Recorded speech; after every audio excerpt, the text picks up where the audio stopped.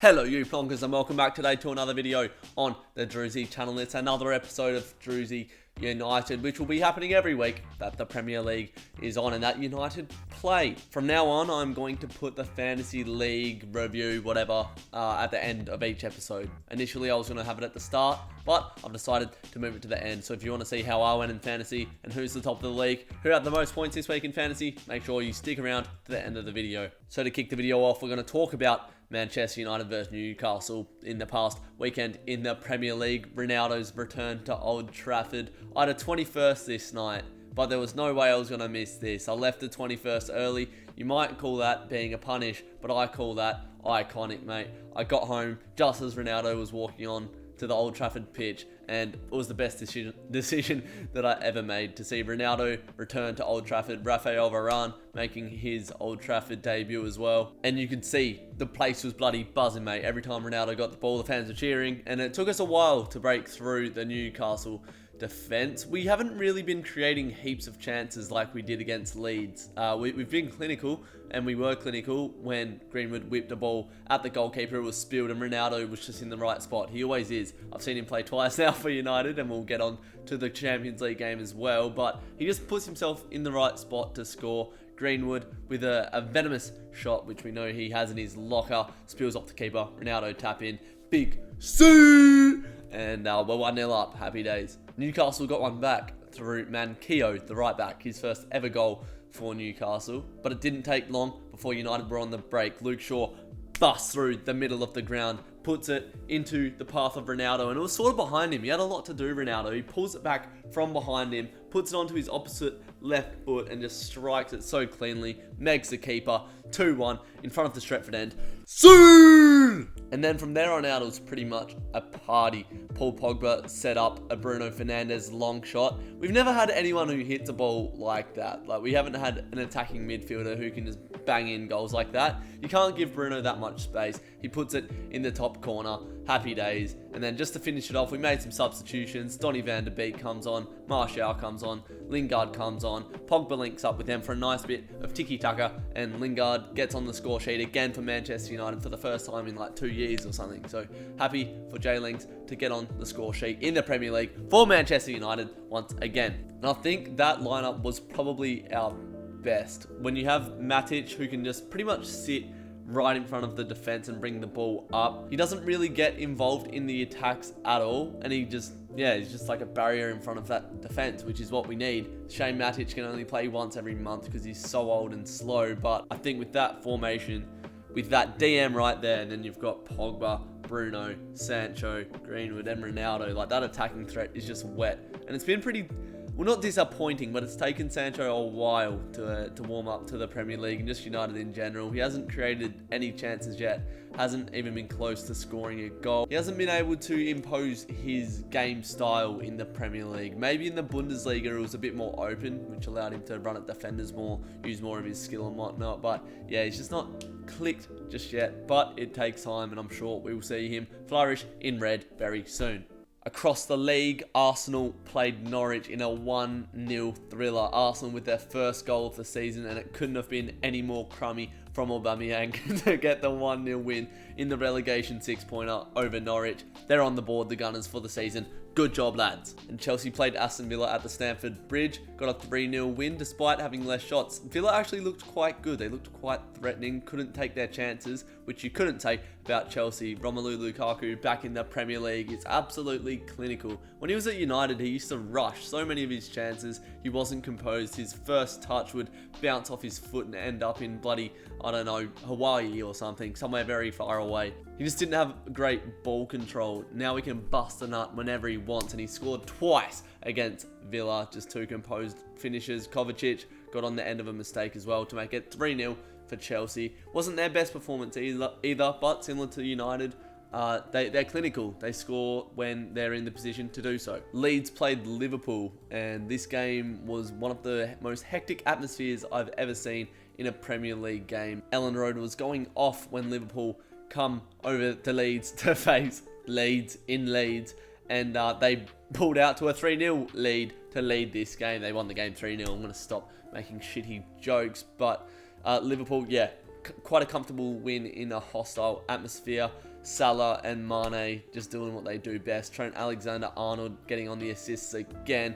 He's already looking like he's going to be the best right back in the Premier League again this season. And Harvey Elliott got his ankle broken, which is horrible to see. He's been really good this season. A bit of a live wire in midfield, a proper scouser. And yeah, it's sad to see a young player, even though he is Scouse, get injured at such a crucial point in his development. So that was the major thing out of that game. Harvey Elliott, I hope he gets better soon. So now, unfortunately, I'm going to talk about the Champions League game between Young Boys and Manchester United, which I got up for last night at 12:45, and I only got 5 hours of sleep last night because of it. Once the Premier League and Champions League season start, my sleep schedule just gets thrown out the window.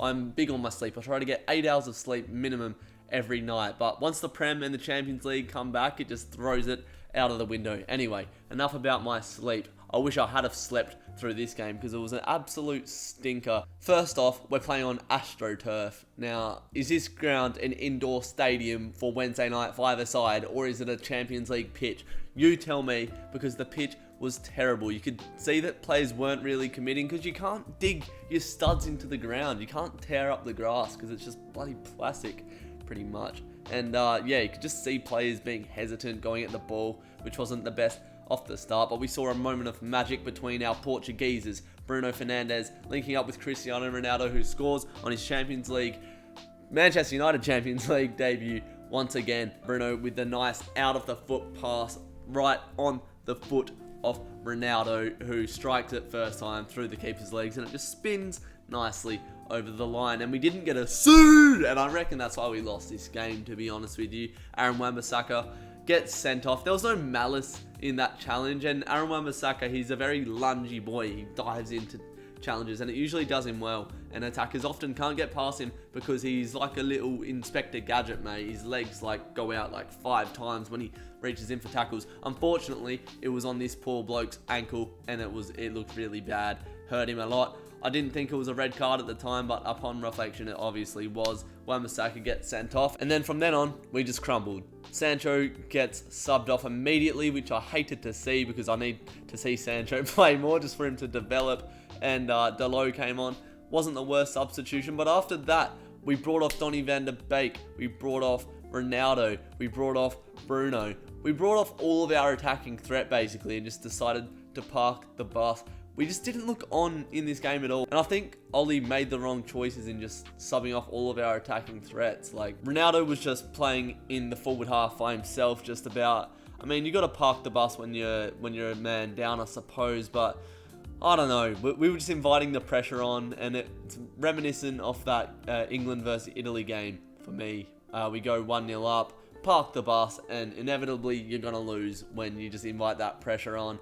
Young Boys getting across into the box to equalise, just a classic little crummy goal from a lower ranked Champions League side. And then to finish it off, Lingard gets subbed on for Ronaldo, passes it back to De Gea, doesn't have enough on it, and Young Boys go in and steal the game. And I was asleep by this point. At about the 75th minute, I was like, this sucks. I'm going to bed. And I did. And I'm glad I did, because I probably would have cried myself to sleep had I seen that pass from Jesse Lingard. And I'm not going to blame Lingard too much. It's a mistake. Mistakes happen. But as soon as we went a man down, went to 10 men, I just think Oli probably could have done a little bit better. Made some better choices. But, you know, it is what it is. Champions League, first game off the group stage. We got a pretty easy group with Villarreal and Atalanta, I believe. So we should be able to dismantle both of those, beat Young Boys at Old Trafford, and hopefully progress through to the round of 16, which we missed out on last year.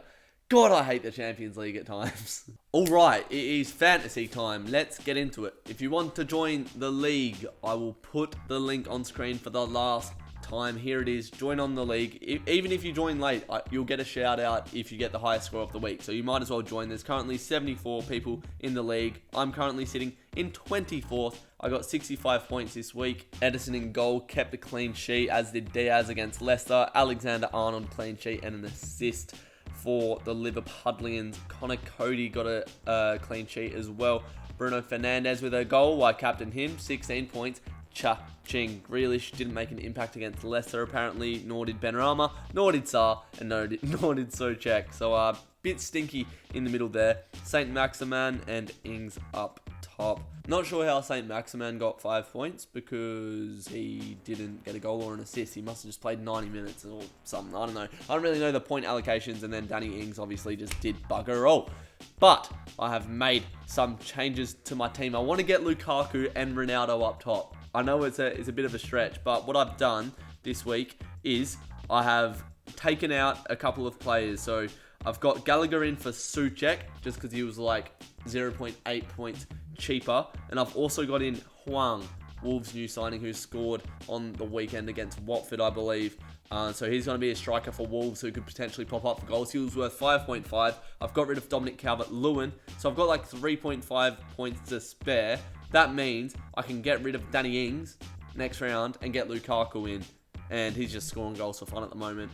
Get Lukaku in, and then once I get Lukaku in, eventually work towards getting Ronaldo in. But at the moment, my team is not too different. I've got Edison in goal, Diaz, Alexander-Arnold, Cody, and Lowton at the back. I've brought in Lowton because they're playing Arsenal, and Arsenal just can't score goals this season, so I'm confident he could get a clean sheet.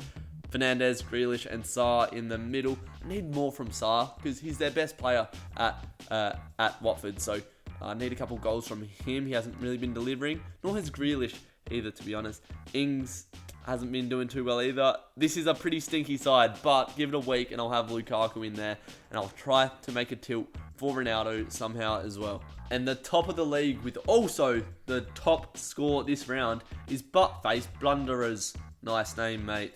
He had Sanchez in goal, Alexander-Arnold at the back, Livramento from Southampton, and Marcel. I wonder what he did to get 13 points. He must have scored probably. Salah, captain, obviously scored. Pretty average midfield other than that. Michail Antonio got red carded, but he's got that Ronaldo-Lukaku partnership up top. How has he done that? See, that's what I need in my life, because that's just points galore right there. I need some of that, but good job to Buttface. You've done well, son. In the next round of the Premier League, we have West Ham versus Manchester United at the London Stadium, and United just need to keep getting wins if we're going to contend in this top four at the moment, which is probably the best top four that's ever been seen in the Premier League. We need to just keep ticking these wins over, but it's not going to be easy against West Ham. It helps that Michail Antonio is out. That game is followed by Tottenham versus Chelsea at the Tottenham Hotspur Stadium. Sorry, I reckon Chelsea will get the job done there quite easily, given that Tottenham just got pumped 3-0 by Palace. I'll back in United to win 2-1 in a narrow, tough game. And that's going to do it for Druzy United this week. I hope you enjoyed. If you did enjoy, make sure you drop a like. If you're new to the channel, make sure you subscribe. Drop a comment down below. Get involved in the comments. I read them all and I respond to some. So if you rate your chances, good luck. Anyway, I'll see you in the next video. Take care. You plonkers.